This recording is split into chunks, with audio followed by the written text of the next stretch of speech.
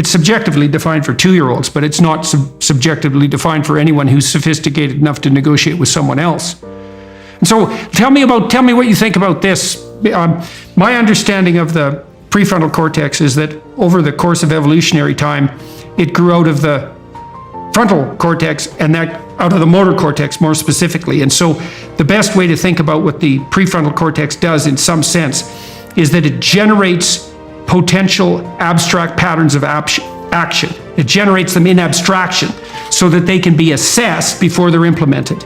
And so it's like it's generating potential future selves. That's exactly right. That's okay. That's exactly right. Okay, and I'm glad you stated it, not I, because you stated it far more clearly and succinctly than I've heard it stated before. It's as if it's running plays. I'm using a sports analogy. It's running plays and thinking about potential outcomes. I'm not a chess player, although, Lex Friedman's podcast and Lex Friedman are convincing me that perhaps I should learn, because there's a lot of discussion about chess nowadays. And there's a lot of thinking, as I understand, about potential outcomes. How many moves can you anticipate if this, then that? It's sort of if this, then that type of thinking. And if you think about its connectivity, it's in a beautiful position based on its access to priors through the hippocampus, so memory. It can take into account current state, bodily state. It can access information, for instance, about, do I have the energy? Do I have the resources to undergo a particular pattern of response? And that's through the insula and the ACC. And then the dorsolateral prefrontal cortex, in this way of also being able to control the body, of being able to calm the body, this is a very unique pathway, because typically we think of the heart rate as going up if we're excited or scared, and heart rate going down if we're calm. But really the default of the neural inputs to the heart and to the breathing systems, et cetera, are to be very activated.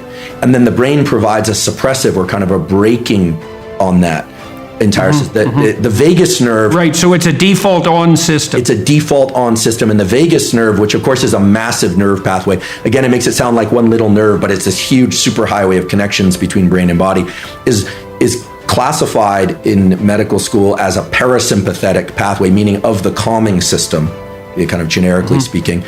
And indeed it is. And so the prefrontal cortex, we can think of as, remember in the seesaw analogy, the hinge. The prefrontal cortex is more or less like the screwdriver that tightens that hinge, essentially make sure that the seesaw stays at a level, at a tilt that's appropriate for whatever it is that you happen to be doing. Okay, now I presume it does that. So imagine, to continue the evolutionary analog, an animal that doesn't have a lot of behavioral flexibility, generally its reproduction strategy is multiple copies of itself, maybe hundreds, maybe thousands. And the reason for that is all the variability in the animal's behavior is genetically coded. And so for it to adapt to the transforming horizon of the future, it has to produce multiple variants of itself, most of which die. With mosquitoes, for example, they produce thousands of eggs. And if they all lived, we'd be knee deep in mosquitoes in like 10 years. But they almost all of them die because they're not matched to the transformation that's coming down the pipeline. But with human beings, what we seem to have done is evolved a mechanism for manufacturing artificial selves in this game-like manner. And so we can put forward optional selves in abstraction and then kill them off when they're not necessary without us dying. And so the famous quote, I think it was Alfred North Whitehead, was that the purpose of thought was to let our thoughts die instead of us. I love that. And it really makes us unique. Yeah, it's great. It's absolutely great. And then it seems to me too, you tell me what you think about this, is that the abstracted artificial selves, avatars in some sense, that the prefrontal cortex generates, or that it allows these underlying motivational and emotional systems to generate, because they can generate simple avatars by themselves. I think when we describe those, we're telling stories. When we describe one of these alternative modes of action, that's precisely it. It's the verbal description of that is a story. That's right.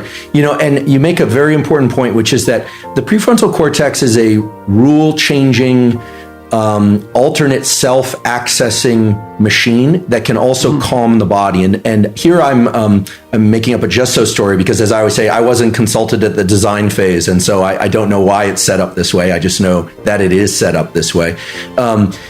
One reason to suppress the somatic response, the bodily response, is that tends to be a unitary interpretation, meaning at this moment I feel alert but calm, so I feel good.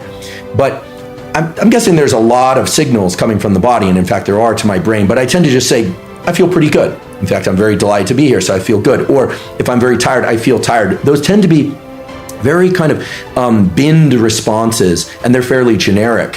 Whereas your description of what the prefrontal cortex does, which is an accurate one, I should say, of imagining different selves and different outcomes, almost requires that we suppress how we feel in our body in the moment.